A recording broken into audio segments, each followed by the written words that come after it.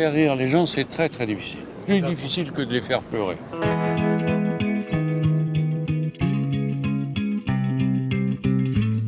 C'est l'histoire d'un père et d'une fille qui ne se sont pas vus ni parlé depuis 20 ans et qui ont toujours été séparés l'un de l'autre par la pudeur qui les ronge l'un comme l'autre.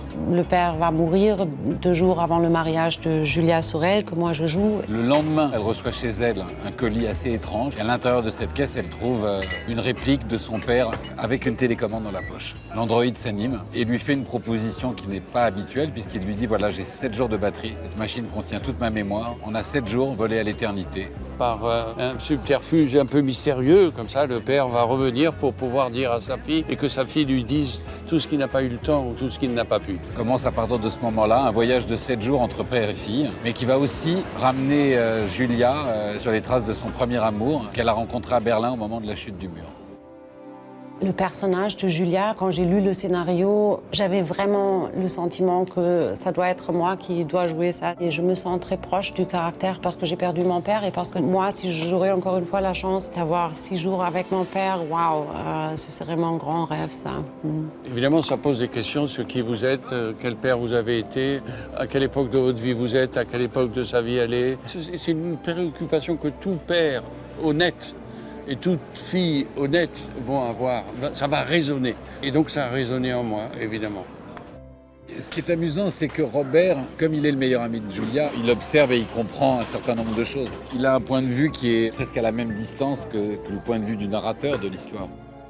Thomas, c'est un personnage qui a des principes. Il est prêt à perdre sa vie pour ce qu'il croit. Donc c'est quelqu'un de très, très intègre, qui a une histoire d'amour qui l'accompagne.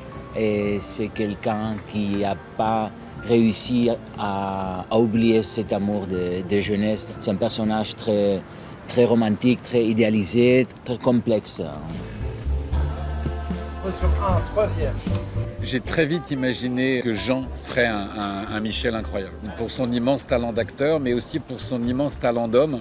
Ça faisait longtemps qu'il me disait « j'aimerais beaucoup faire quelque chose avec toi ». Et c'est toujours extrêmement plaisant quand les gens vous disent « je voudrais travailler avec toi ».